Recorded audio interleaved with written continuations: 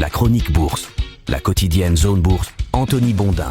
Bonjour à toutes et à tous, bienvenue dans ce point de marché Zone Bourse. Nous sommes le mardi 26 mai 2026 et ça s'appelle ce matin Petite Actu, grosse hausse. Pendant qu'une partie des anglo-saxons, des Suisses et des Français étaient en week-end prolongé, les marchés d'Europe continentale ont enregistré une belle poussée haussière en misant sur un reflux durable du pétrole. Les progrès accomplis par Washington et Téhéran en vue d'un plan de paix sont un petit peu contrariés quand même ce matin par des frappes américaines dans le sud de l'Iran. C'est un petit peu la routine. Un seul être vous manque et tout est dépeuplé, comme l'écrivait le poète au bord d'un lac voisin de Suite Zone Bourse qui est installé à Annecy. Si vous n'avez pas cette info, évidemment cette entrée en matière lamartino-financière n'a aucun sens, mais pour le romantisme, il faudra repasser puisque c'est l'absence des marchés britanniques et américains pour un jour férié qui a dépeuplé l'actualité financière hier. Quand Wall Street est fermé, en effet, les volumes ont tendance à se réduire sur les places européennes, et quand c'est Londres qui est aux abonnés absentes, eh bien c'est plutôt la littérature financière qui fait défaut, puisque pas mal de banques d'affaires et d'analyses sont installées de l'autre côté du channel. Petite actu donc, mais grosse hausse hier en Europe sur les marchés qui étaient ouverts, plus 2% pour le DAX allemand qui a été tiré par ses valeurs IA comme Siemens Energy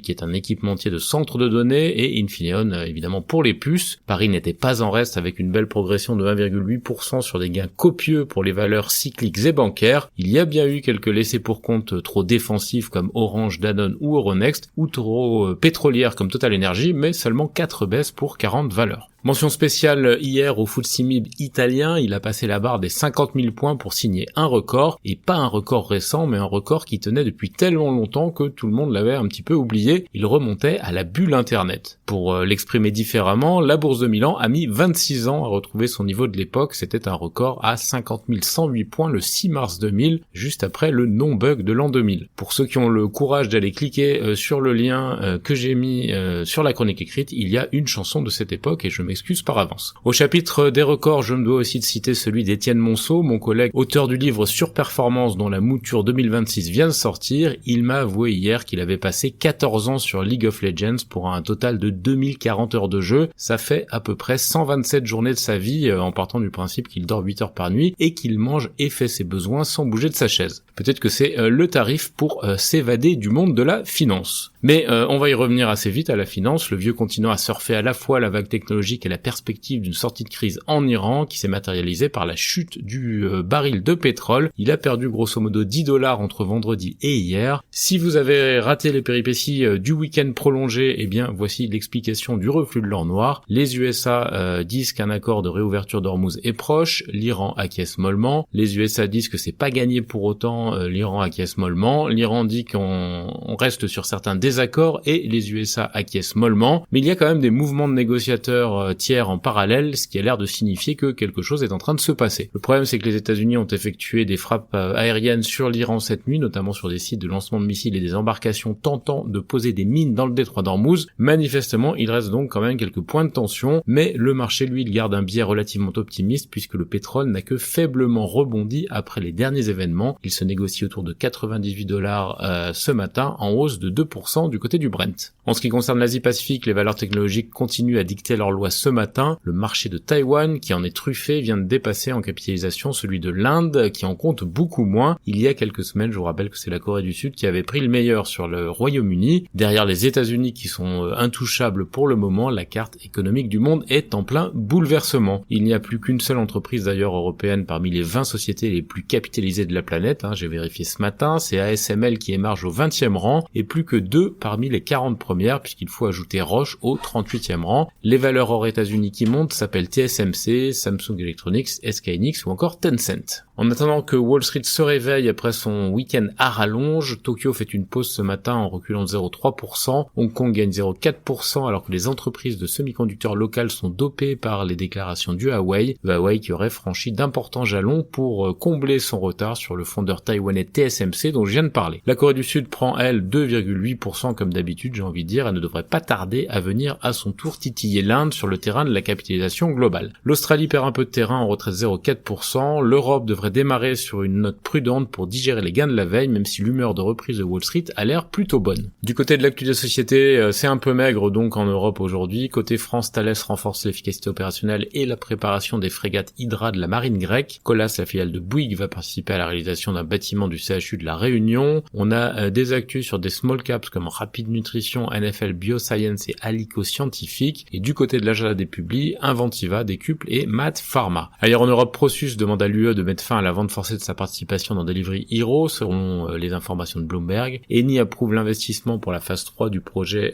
en Côte d'Ivoire. Nordex a décroché une commande de turbines éoliennes de 110 MW en Turquie. Banca CF+ n'a pas pour objectif de retirer Banca Sistema de la cote sur Euronext Star Milan. Cox a obtenu un prêt-relais de 60 millions d'euros pour financer l'accord avec Iberdrola, et Valmet et Linde collaborent pour faire progresser les solutions de captage de CO2 à propulsion électrique. Sur l'agenda des publications du jour en Europe aujourd'hui, on a Ørsted et Kingfisher. Côté Amérique du Nord, 26 entreprises américaines de semi-conducteurs dont Qualcomm et Nvidia ont enregistré une hausse moyenne de 20% sur un an de leur chiffre d'affaires en Chine en 2025. C'est une info de Hurun Research. L'UE prépare une amende record contre Google pour violation du Digital Rights Act, et Starbucks subit une chute brutale de ses ventes en Corée après le tollé marketing du Tang Day. Sur l'agenda des publications côté Amérique du Nord, AutoZone et Zscaler.